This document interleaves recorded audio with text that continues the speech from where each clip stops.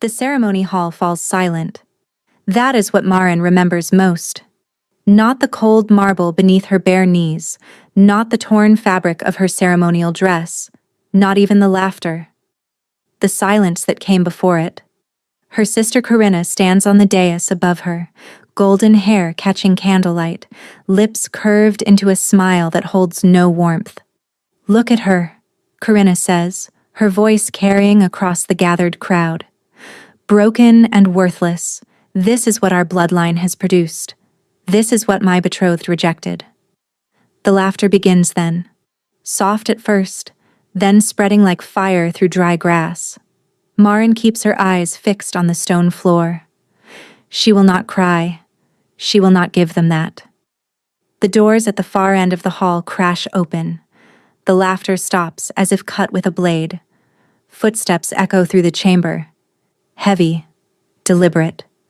The kind of footsteps that belong to someone who has never learned to doubt his own power. Maren does not look up. She already knows who it is. Everyone knows. Alpha Caius of Ashenmoor, conqueror of the Northern Territories, the man whose name mothers whisper to frighten children into obedience. She expects him to walk past her, to conduct whatever business brought him here while she kneels in her shame like forgotten debris. Instead, the footsteps stop directly in front of her. A hand appears in her vision, scarred, large, steady. "Get up," he says. His voice is rough, commanding, but the hand remains extended, palm open, waiting. The crowd forgets how to breathe. Because the question on everyone's mind is suddenly the same. Why would the most ruthless alpha in the realm stop for one broken woman no one else would even look at? Maren's knees had gone numb 3 hours ago. That was probably a mercy. If she could still feel them, she would also feel the cold seeping through the thin ceremonial shift they had dressed her in this morning. She would feel the places where the fabric had torn when Corinna's guards had dragged her from the preparation chamber to the center of the hall. She would feel all of it, and she might break. So the numbness was fine. The numbness was a gift. The ceremony had been meant for her. That was the cruelest part. 3 months ago, she had stood in this very hall while her mother announced her betrothal to Valdric of the Eastern Shore. A political alliance, a merger of territories. Maren had not loved Valdric, but she had been prepared to try. Then Corinna had smiled at Valdric across a banquet table, and everything had changed. Maren shifted her weight carefully. Her wrists ached where the ceremonial bindings cut into her skin. A symbol of her disgrace. A woman rejected by her betrothed was meant to kneel in supplication before the pack until someone claimed her or dawn came. If dawn came first, she would be cast out. Packless. Alone. She had been kneeling since sunset. The windows showed nothing but darkness now. She always was defective, her mother Nerida was saying somewhere above her. I blame her father's bloodline, weak stock. Maren did not flinch. She had heard variations of this her entire life. Corinna was the beauty, the strong one, the daughter who had shifted at 12 while Maren had struggled until she was nearly 17. Corinna commanded rooms. Maren merely existed in them. Perhaps someone will take pity on her, another voice murmured. A widower, perhaps. Someone desperate enough.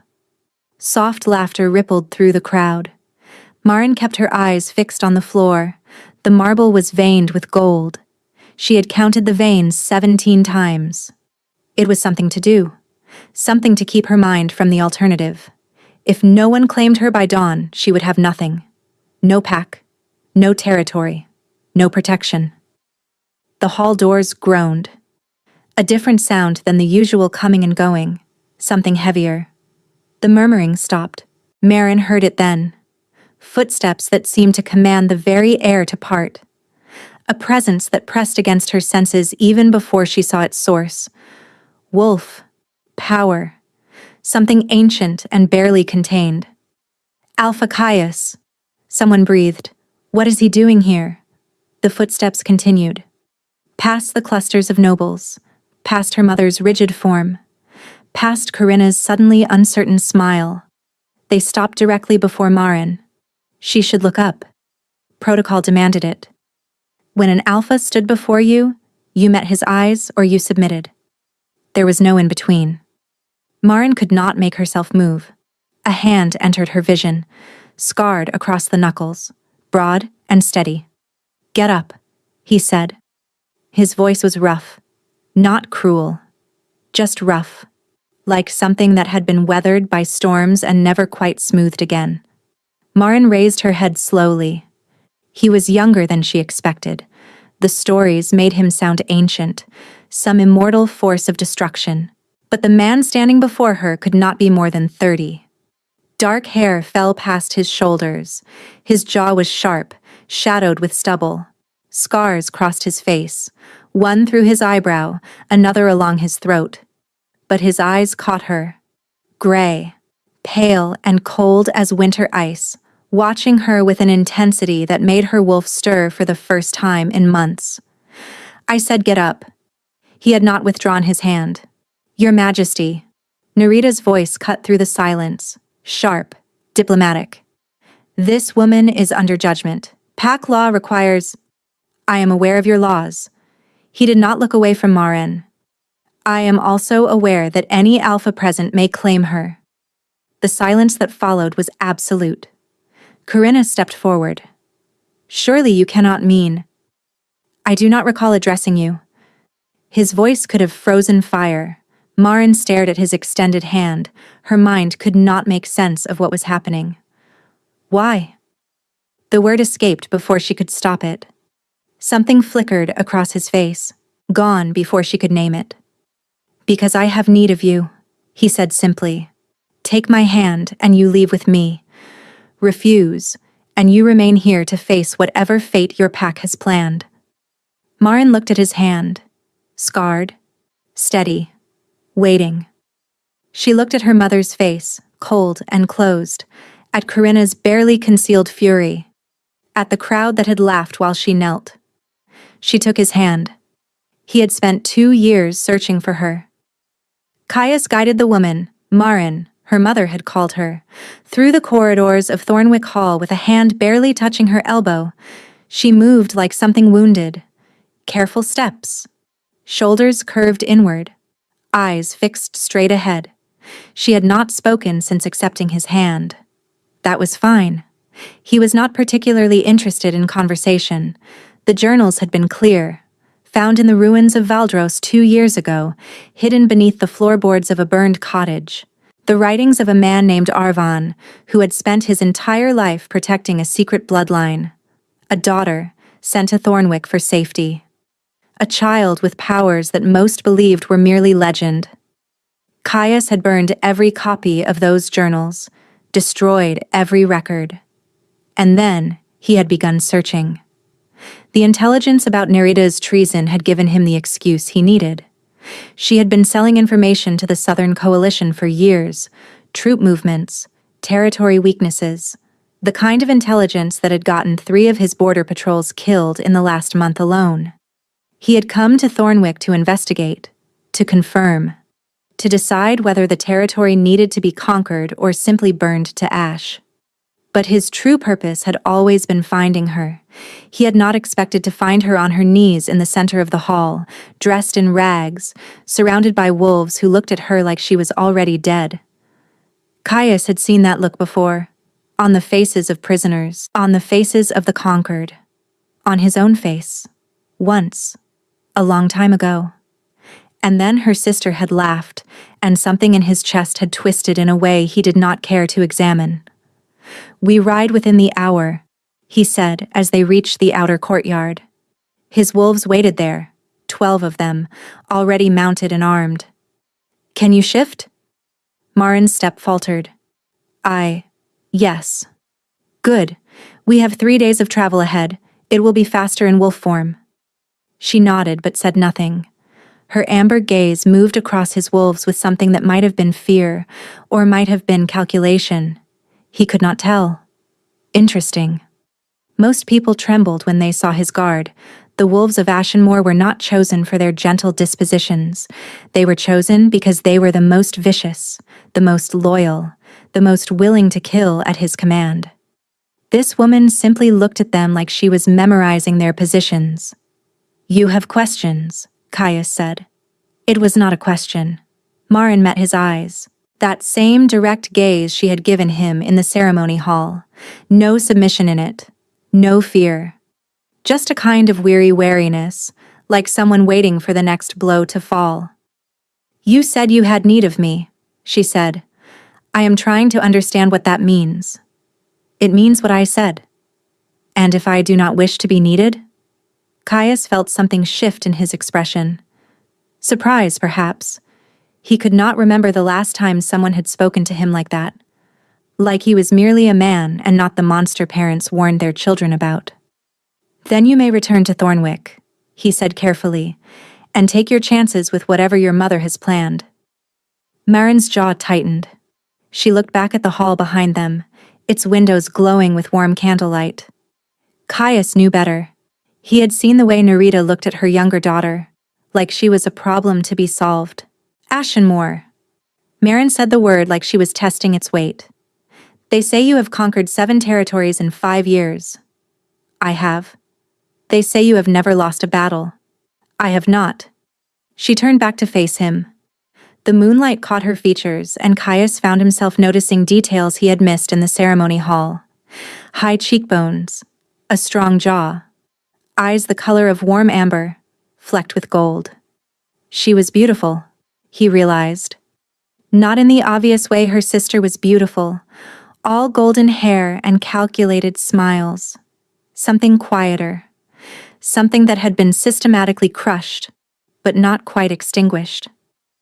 "Why me?" she asked again. There were a dozen unmated females in that hall. Daughters of powerful families, political advantages.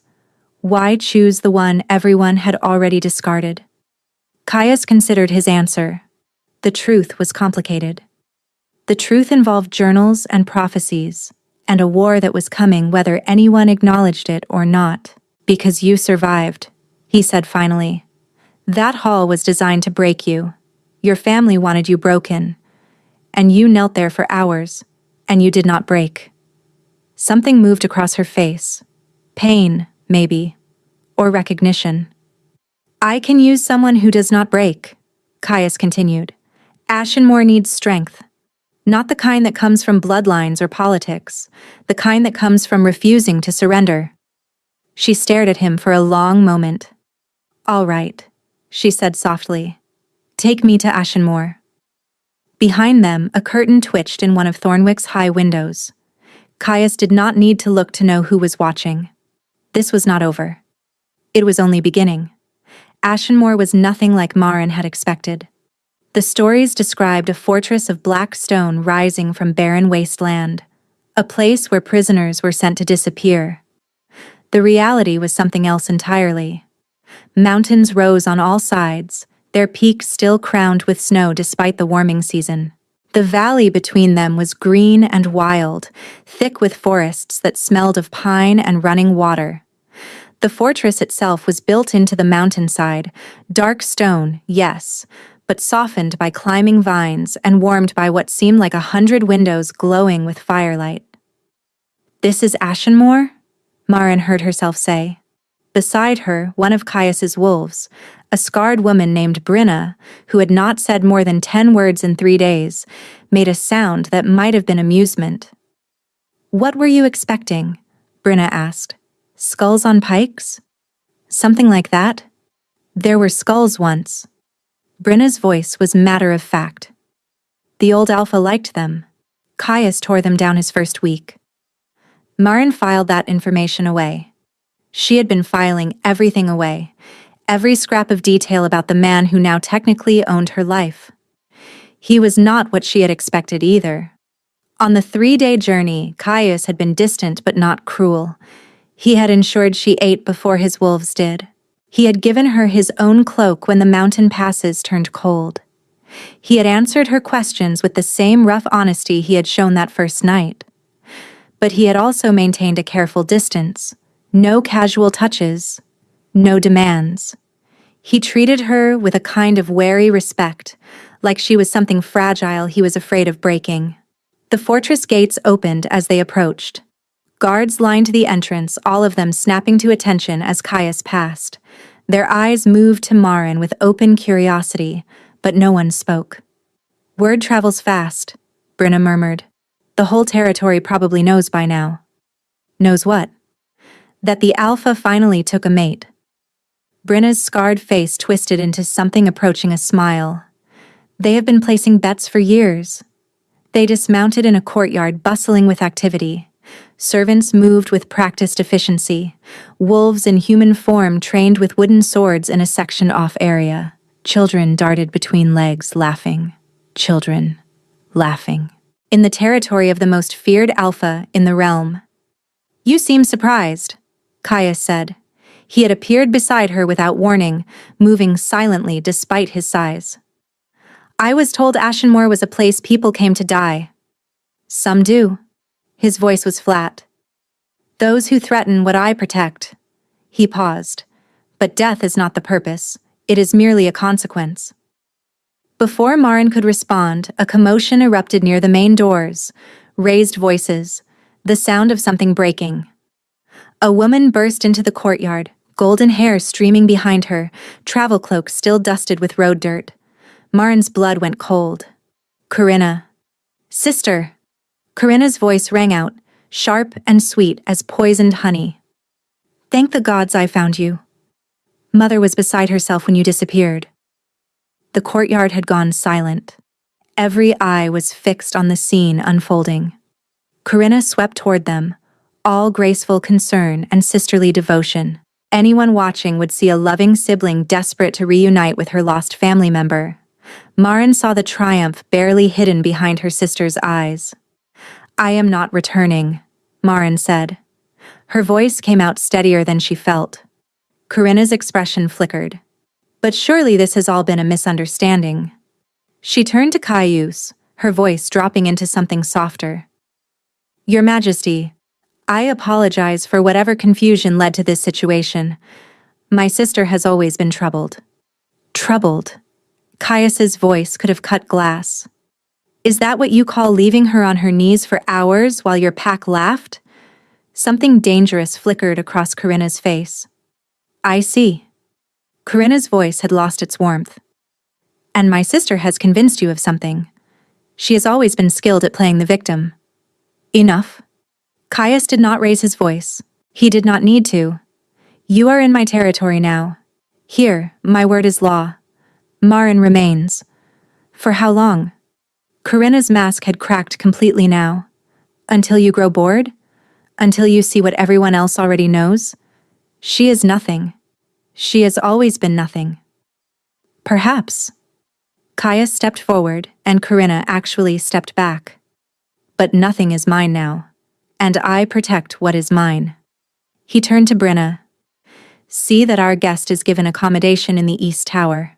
She may remain one night to rest before beginning her journey home." "The East Tower?" Corinna's voice pitched upward.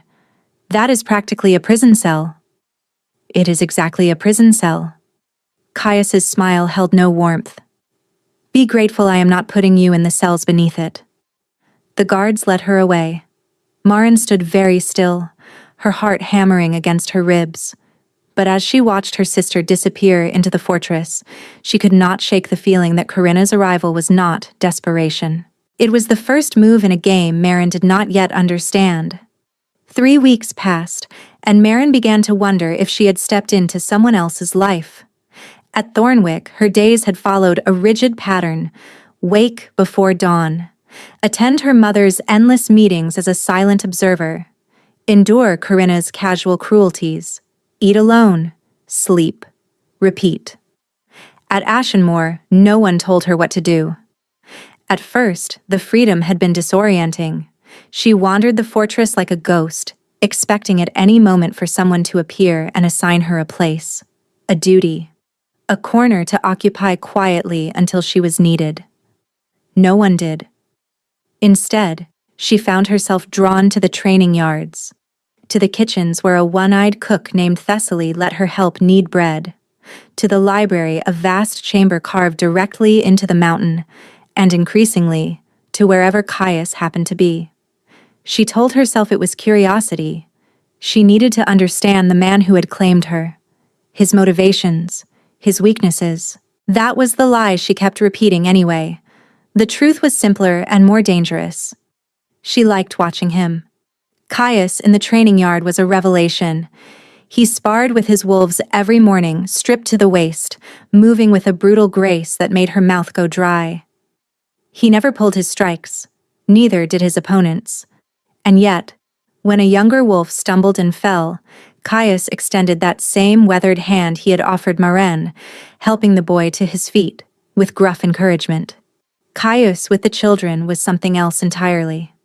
Maren had discovered this by accident. She had been walking the outer corridors when she heard laughter coming from the eastern garden. Curious, she had followed the sound and found the Alpha of Ashenmoor sitting cross-legged in the dirt, while a group of children climbed over him like he was furniture. A little girl with wild dark curls was braiding flowers into his hair. Caius had looked up and caught Maren staring. Something flickered across his face. Embarrassment, perhaps. But he did not move. Simply held her gaze with those winter-colored eyes until Maren felt heat climb up her neck. She had fled, like a coward. Now, 3 weeks later, she was hiding in the library when the door opened and Caius walked in. "You are avoiding me," he said. Maren did not look up from her book. "I am reading." "You have been reading that same page for 20 minutes. She felt her face warm. "It is a complicated passage." Caius crossed the room and dropped into the chair across from her. "Your sister left shortly after you arrived," he said. "I am aware." "You have not asked what we discussed before her departure."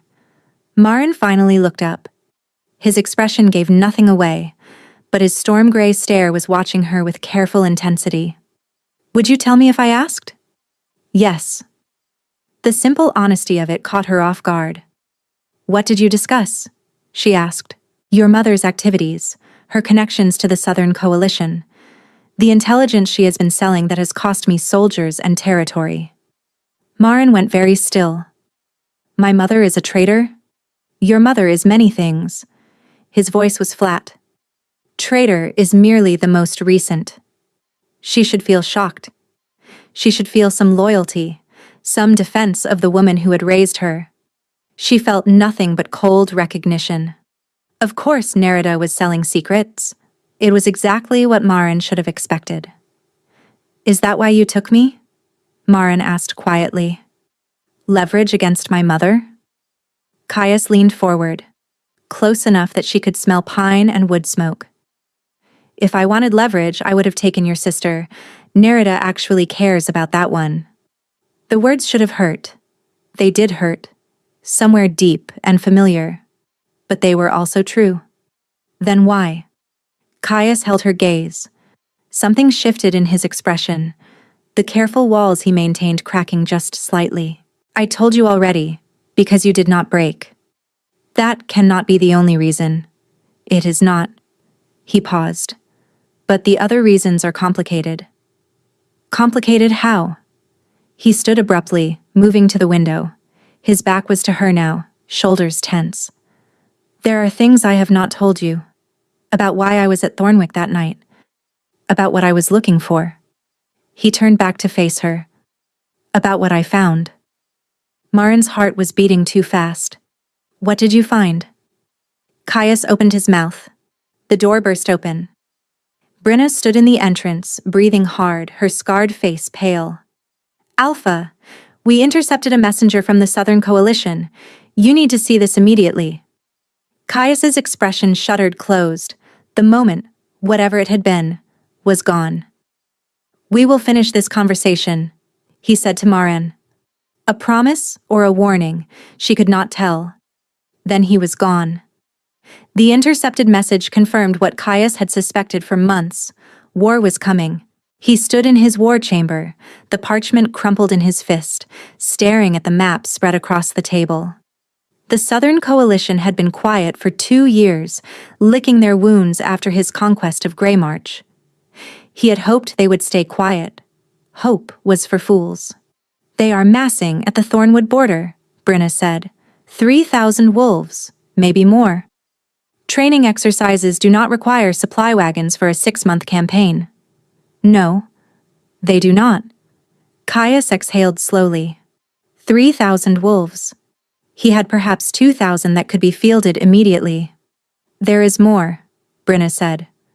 Her voice had taken on a careful quality. "The intelligence mentions a name." She handed him another document. Caius read it, then read it again. The paper crumpled in his fist. "Leave me," he said. Brenna hesitated, then withdrew. Caius stood alone, his blood roaring in his ears. The Thornwick asset confirms the target remains unaware of her value. Proceed with extraction at the earliest opportunity. The bloodline must be secured. The Thornwick asset. Nerita. Selling information about her own daughter. Marin. Caius moved to the window, pressing his forehead against the cold glass. His wolf was pacing inside his chest, restless, angry, and territorial. "Mine," the wolf insisted. "She is mine." He had not allowed himself to think that way. From the moment he had taken her hand in that ceremony hall, he had maintained careful boundaries. She was under his protection. She was not his possession. But the boundaries were crumbling. 3 weeks of watching her move through his fortress. 3 weeks of seeing her slowly unfurl, like a flower finally finding sunlight. 3 weeks of catching her watching him when she thought he was not looking. 3 weeks of wanting something he had no right to want. And now this. The Southern Coalition wanted her specifically. The intelligence mentioned a bloodline, which meant this was not about leverage. This was about something in Marin's blood, something valuable enough to start a war over. He needed to tell her. The door opened. Caius turned sharply and found Marin standing in the doorway. "Brenna said you needed to be alone," Marin said. "But you also looked like you needed to not be alone." "I decided Brenna was wrong." Despite everything, Caius almost smiled. "You are developing a habit of defiance." "I am developing a habit of doing what I think is right." She stepped inside. "What happened?" "War is coming," he said. "The Southern Coalition is massing. They will march within the month." "You have known this was possible." "Yes." He paused. "What I did not know was that they are coming specifically for you." Silence. She moved closer. "For me? Why would anyone start a war for me?" Caius closed his eyes. "Tell her. Tell her everything."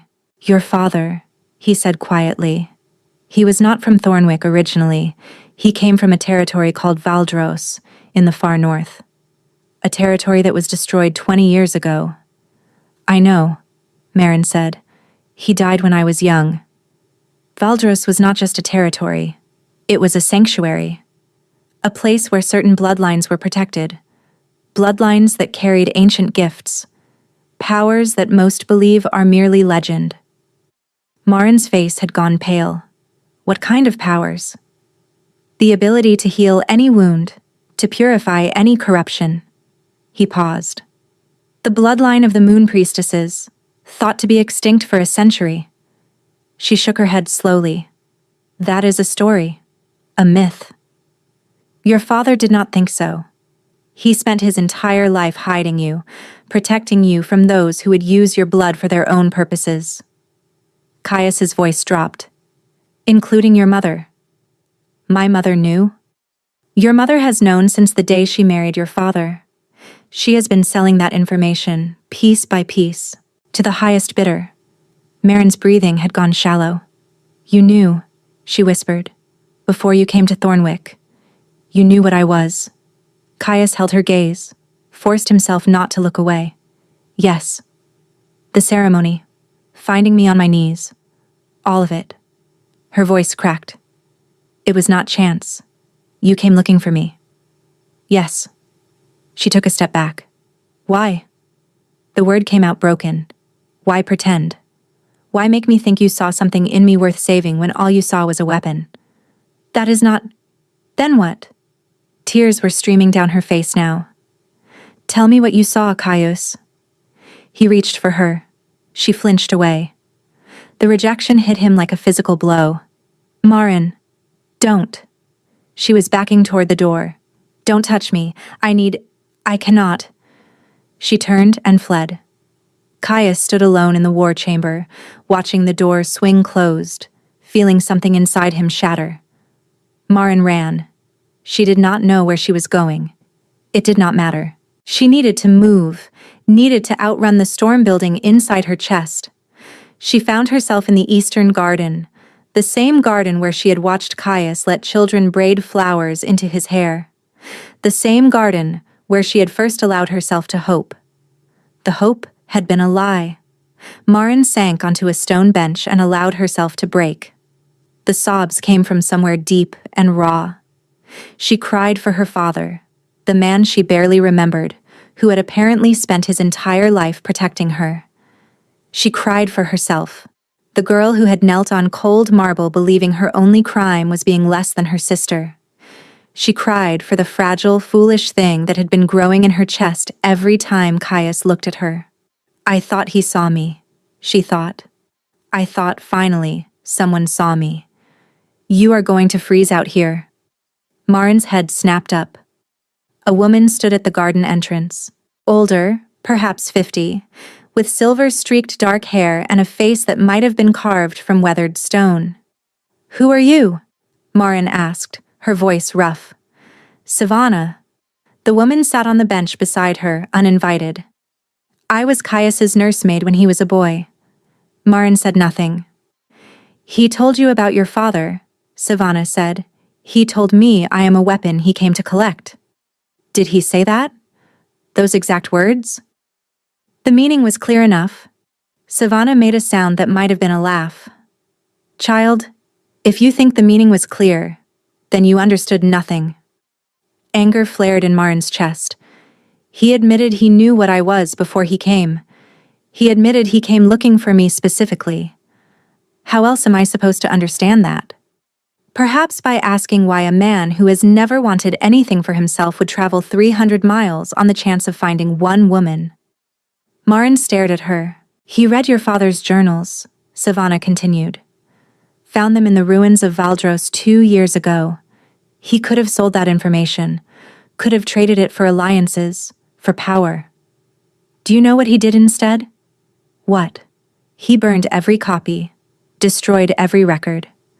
And then he spent 2 years trying to find the daughter Arvon had written about. Not to use her.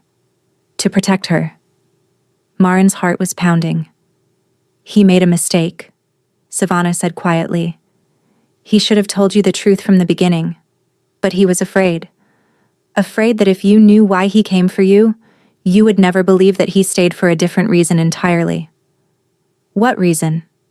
Savannah looked at her with something that might have been compassion. Because somewhere in those 3 weeks, he stopped seeing a mission and started seeing a woman he would tear the world apart to keep safe. She left.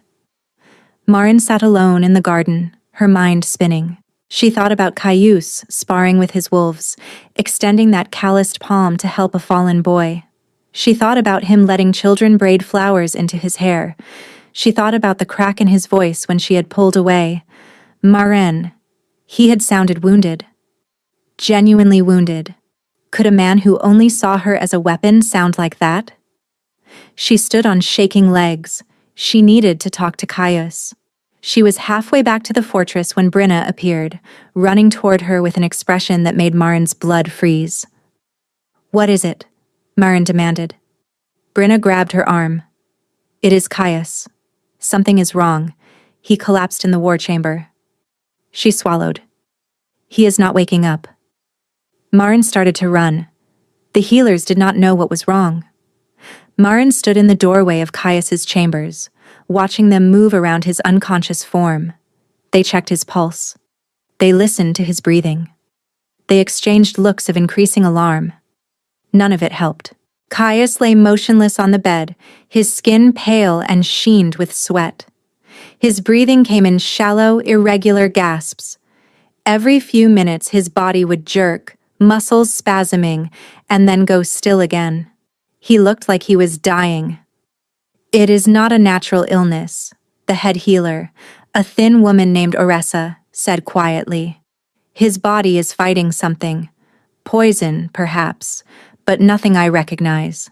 Marin thought suddenly of the unfamiliar servant she had noticed 2 days ago, the one who had brought Caius wine during a council meeting. The servant had vanished afterward, never to be seen again. Corinna. She had never truly left. "Can you help him?" Marin's voice came out steadier than she felt. Oressa's silence was answer enough. Marin moved to the bedside and took his hand. It was ice cold. "You cannot die," she whispered. "We have not finished our conversation." Hours passed. Marin refused to leave. Night fell. The healers continued their work, trying remedy after remedy. She was nearly asleep when the door opened. A servant she did not recognize slipped into the room. Young, dark-haired, with nervous eyes. "My lady," the servant whispered.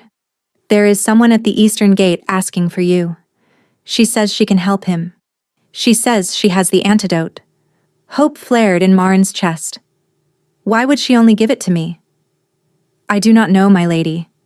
Marin looked at Caius, at his ashen face, at the blue tinge around his lips. He was running out of time.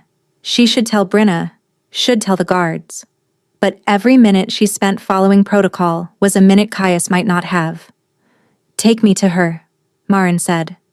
The servant led her through corridors Marin had never seen, down staircases that descended forever into the mountain. The air grew colder. The torches grew fewer. Marin's wolf stirred uneasily.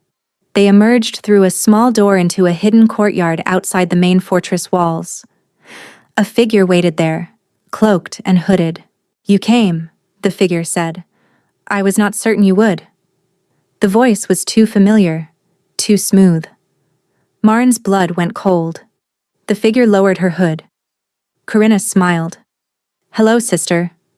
The servant had vanished. Likely another of Corinna's planted allies. The door was closed, locked.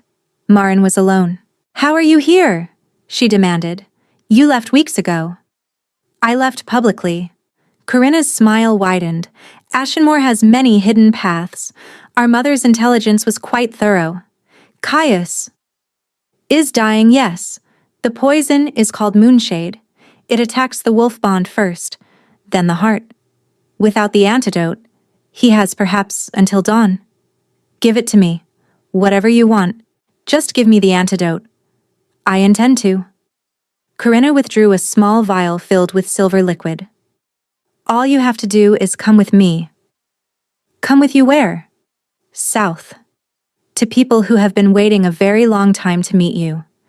They will use me. They will worship you. You will never be overlooked again. Never be worthless." The words hit somewhere deep and wounded. Corinna saw it. "All you have to do," Corinna continued, "is walk away. Leave this fortress. Leave him. He was only using you anyway. He was protecting me. He was collecting an asset." Corinna's voice sharpened. "Do you really think a man like that could love someone like you?" Marin flinched. Corinna extended the vial. "Take this. Save him if you want. But then you come with me." Marin stared at the silver liquid. She thought about Caius, about Savannah's words. He stayed for a different reason entirely. "If I refuse," Marin asked quietly, "then he dies, and we take you anyway." Marin took the vial. "The antidote first," she said. "I watch them give it to him, then I go with you." Corinna studied her, then nodded. "Fine. But try anything clever, and his death will be the least painful part of your evening." The antidote worked. Marin watched through a gap in the healer's door as Oressa administered the silver liquid. Watched Caius's breathing steady. Watched the color return to his skin. He would live. She allowed herself one moment of relief. Then Corinna's hand closed around her arm. "Time to go." They moved through hidden passages. Corinna knew them well. Marin memorized every turn, every junction. They emerged from the mountain's base into a forest clearing. 6 wolves waited there, armed and armored, bearing the sigil of the Southern Coalition. And behind them, a woman Marin had hoped never to see again. Nerita, daughter. Her mother's voice carried no warmth. I was beginning to think Corinna had failed. She required convincing, Corinna said, shoving Marin forward. For him. Nerita's lip curled. You always were sentimental. Put her in the carriage, Nerita ordered. We leave immediately. 2 guards grabbed Marin's arms. Marin did not resist. She allowed herself to be pushed inside, allowed herself to sit across from her mother. Then she smiled. Nerita's eyes narrowed. What? You made a mistake, Marin said quietly. You let me watch them give him the antidote. You let me see that he would recover. And Caius is not the type to stay unconscious while someone takes what belongs to him. A howl split the night. Not a normal howl. Something deeper. Something that resonated in Marin's bones. An alpha's call. The clearing erupted. Wolves poured from the trees. Ashenmoor wolves, Brenna at their head. The coalition guards barely had time to draw weapons before they were overwhelmed. Corinna screamed and tried to run, but Savannah materialized from the shadows and struck her down. Nerita lunged for Marin, fingers curved into claws. Marin was faster. She caught her mother's wrist and twisted. Nerita crashed against the carriage wall, stunned. You should have left me on my knees, Marin said. She kicked the door open and jumped out. There. Caius stood at the tree line, still pale, still clearly weak, operating on willpower alone, but upright and alive, and looking at her with fierce, desperate relief. He had come for her. Marin started toward him. She did not see Nerita emerge from the carriage, did not see the blade, but she heard Caius roar her name, and she felt the impact as he slammed into her, throwing her clear. The blade meant for Marin's heart buried itself in Caius's shoulder instead. He fell to one knee. Marin screamed. Brenna tackled Nerita to the ground. Guards swarmed. Marin was already on her knees beside Caius, pressing her hands against the wound. No, she gasped. You just recovered. You cannot. Had to. His voice was barely a thread. Could not let her. Stop talking. Marin. He caught her wrist. I did not come to Thornwick for your bloodline. Caius. I came because your father's journals described you. How bright you were. How brave. How you deserved more than what your mother would give you. His breath rattled. I came because I wanted to find the woman he described. And when I saw you refusing to break, I knew. Knew what? That I would burn the world to keep you safe. I should have told you. I was afraid. Tears were streaming down her face. You are dying. Probably. Something like a smile crossed his lips. Worth it. It is not worth it. Then do not let me die. His eyes were closing. You are the Moonblood. The healer. He went limp. Marin stared at him. At the blood still flowing. The Moonblood. The healer. She did not know how. She did not even know if the legends were true, but Caius believed. Her father had believed. Maybe that was enough. Marin closed her eyes, pressed her hands against his chest, and reached for something deep inside herself. Light bloomed beneath her palms. Silver light, warm and pure, pouring into his wound. She felt it seeking damage, repairing tissue, purifying the last traces of poison. She felt it draining her too, pulling at her energy, her essence. She gave it anyway. Everything she had, everything she was. For him. The light faded. Marin collapsed. But before consciousness left her, she felt his hand close around hers, and she heard him breathe. Marin woke to sunlight. She was in a bed she did not recognize, soft and warm. Her entire body ached, but it was a distant ache. She was alive. She sat up too fast and immediately regretted it. Easy. Savannah's voice came from her left. You nearly killed yourself pouring that much power into him. You have been unconscious for 3 days. Caius. Marin's voice came out as a croak. Is he? Alive. Recovering. Driving everyone insane because they will not let him out of bed. Savannah held out a cup. Drink. Marin drank. My mother, she said when she finished. Corinna. In the cells. Savannah's voice held grim satisfaction. The coalition forces have withdrawn. It is over? The immediate threat, yes. Savannah paused. Right now, someone has been asking for you quite persistently. The door opened. Caius stood in the entrance, one arm in a sling, his face still too pale, but his eyes bright and fixed on her. You should be in bed, Savannah said. I was in bed. Now I am here. He did not look at her. Only at Marin. Leave us. Savannah left. Caius crossed the room slowly and sat on the edge of her bed. You healed me, he said. Apparently. You nearly died doing it. You nearly died saving me. Something cracked in his expression. All his careful control fell away. I thought I had lost you, he said. His voice was raw.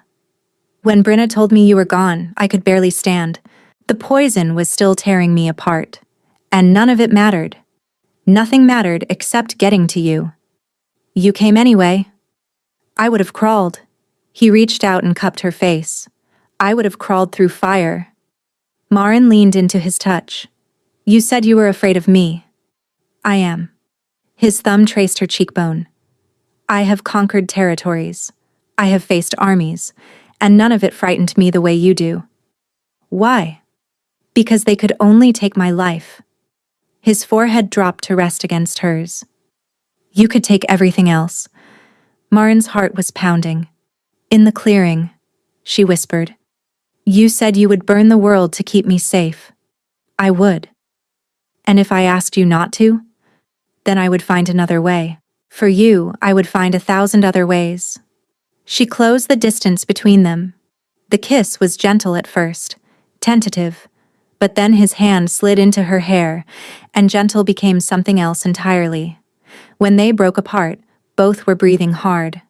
Stay, Caius said, not because of politics, not because of bloodlines. He met her eyes. Stay because I love you. Marin kissed him again. Yes, she said against his mouth, to all of it. His arms came around her, holding her like she was something precious. My mother will stand trial, Marin said quietly. Yes. I should feel something about that. What do you feel? Marin considered.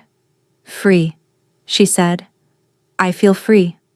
His arms tightened around her, and for the first time in her life, Marin understood what it meant to be home. 6 months later, the gardens of Ashenmore were in full bloom. Marin stood on the balcony overlooking the courtyard. Children ran between the gardens, their laughter floating up on warm air. Refugees from 3 territories had made their homes here now. Ashenmore had become something different, something more, a sanctuary. You are going to be late for your own ceremony. Brenna appeared beside her. Your mate is pacing a hole in the great hall floor. He paces when he is nervous. He is never nervous. Marin smiled. He is today. The formal mating ceremony had been Caius's idea. You deserve to stand before everyone and know that you were chosen, he had said, deliberately, irrevocably. She had tried to argue. She had not tried very hard. The great hall was transformed, flowers everywhere, nobles and commoners stood together. Savannah stood near the front, dabbing at her eyes with a handkerchief she would later deny owning. And at the far end, Caius waited. He was dressed in formal black, his dark hair pulled back, scars visible and unashamed. He looked like what he was, a conqueror, a warrior. He also looked at Marin like she was the only person in the room. She walked toward him. The ceremony was simple. Words spoken, vows exchanged. a binding that went deeper than law, all the way down to the wolf bond forming between them. "I choose you," Caius said, his voice rough with emotion, "in this life and whatever comes after." "I choose you," Marin answered, "not because you saved me, because you saw me, because you kept showing up." He kissed her then, in front of everyone, deep and claiming and entirely inappropriate. The hall erupted in cheers. Later, after the celebration, Marin and Caius stood together on the balcony where she had watched him spar months ago. The moon was full. The territory spread out below them, peaceful and alive. "Your mother's exile concluded today," Caius said quietly. "She and Corinna both. They leave at dawn. Do you want to see them before they go?" Marin thought about Corinna's cruel smile, about Nerida's cold eyes, about all the years she had spent believing she was less than them. "No," she said, "they are part of a life I am finished with." Caius's arm came around her. "And this life?" he asked.